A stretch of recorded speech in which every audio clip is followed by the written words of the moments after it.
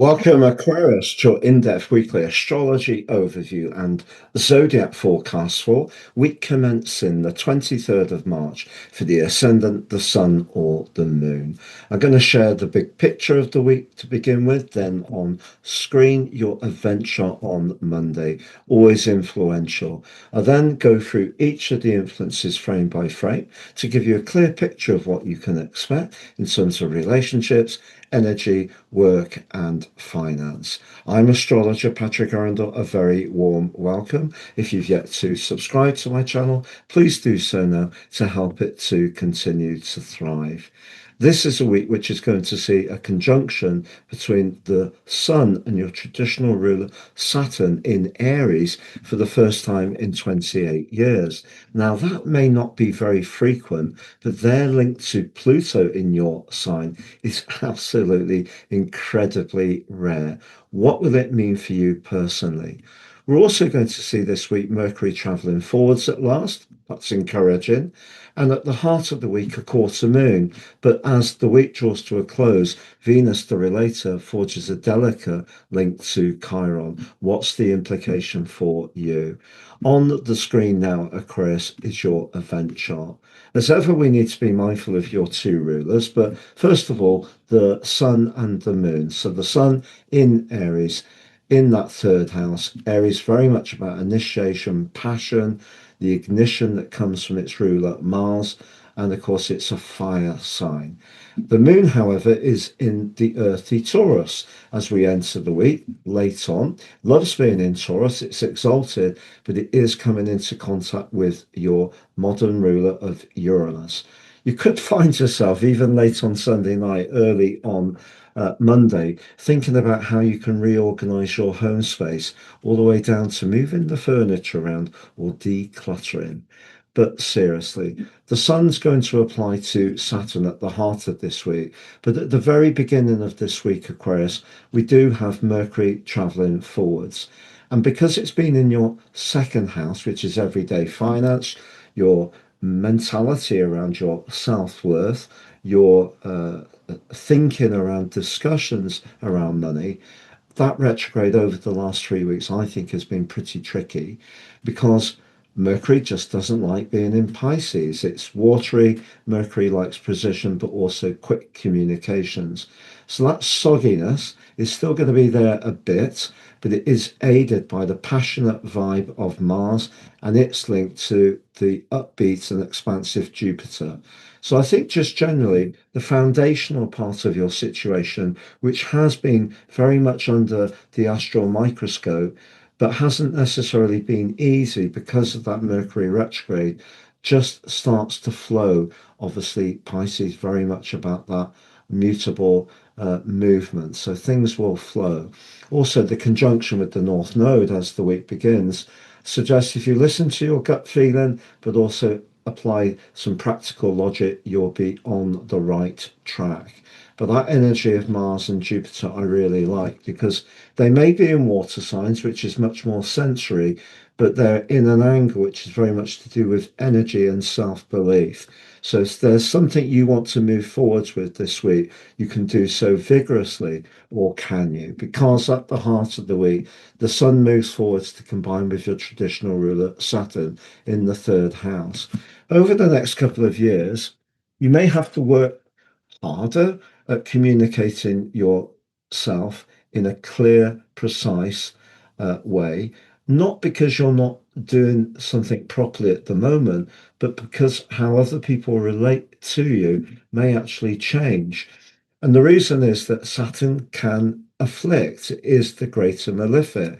So whether it's contact with neighbors, with people online, it could be with siblings, which is ruled by the third house, could be those short journeys even. It may even be moving around swiftly. There could be some inhibition that comes from Saturn. But Saturn gets a lot of celestial press for its challenges, but not so much for its qualities. And Saturn can be very karmic, but it's also about time. And if you're wanting, for example, to take your talent seriously, Saturn's obviously very much about wisdom, to express your ideas with authority and clarity at the heart of this week as they both link to Pluto. I don't feel there's ever been a better time in our lives, I'm in Aquarius as well, to say how we feel as long as it's well thought through. The thing to understand is that not everyone will be receptive because Saturn will at times create a much more limiting and challenging reflection. But we also have at the heart of this week a quarter moon, which occurs in Cancer, and 3-6 energies in quarter moons creates tension. The sixth house can be about being virtuous, particularly around home, because the moon's about the home. The sixth house can be about being organized around the details. The third house is about wanting to achieve things quickly. Clearly, Saturn can slow that down. But if you do try to pack so much into the second half of this week in order to get your space functioning just as you want, you might end up just feeling totally and utterly stressed out. So the important thing of this week is to understand the value and the quality of your ideas, but it's how you frame them, how you construct them, how you order them, and how you share them, which is going to be so important. So, for example, if you've got your own channel, your own website, you're texting people, just be very thoughtful about how that message is being received, because that will help me and you become better communicators over the next couple of years. But if there's something that you want to say that really comes from the very root of your being, that you're profoundly attached to, because Pluto in the first house is very much about identity, you can actually get across your ideas in a way that people know that what you say is truly what you mean. But sometimes in life it's important to have the velvet glove uh, uh, with the steel fist inside of it. And as the week goes on, Venus's application of Chiron is a perfect opportunity to use words with a little bit more of a lighter, defter touch. So if there is something that's being sensitive and discussed, you can be very direct, which can be an Aquarius trait, but just be aware of how that might feel to the other person. So third house energy is very bubbly. It's a kind of Gemini vibe. Uh, Having Saturn there can slow us down a little bit, can create snags. And it's important to be aware, for example, that technology may need updating, or as I mentioned last week, a domestic appliance could even be a mode of transport. But I think overwhelmingly of all the zodiac signs, because Saturn is uh, the traditional ruler of Aquarius, the third house has an echo of the energy of Gemini, which is a fellow air sign. And because of that Pluto link to Saturn and the Sun, if there is something you feel profoundly and powerfully invested in, it could be a really powerful week for communication of all kind. I feel that Saturn can be more supportive than you may think.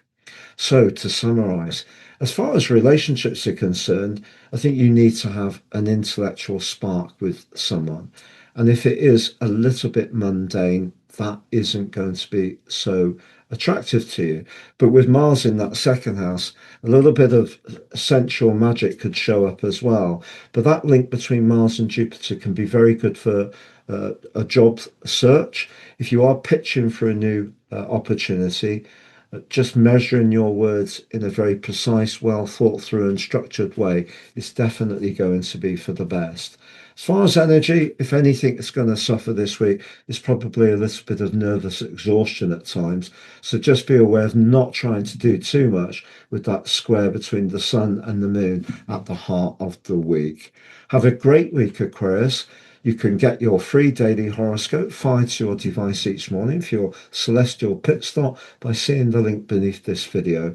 On the screen is your vernal equinox video and also your Pisces new moon video. Please join me for those. If you'd like to work with me directly, please see my testimonials below.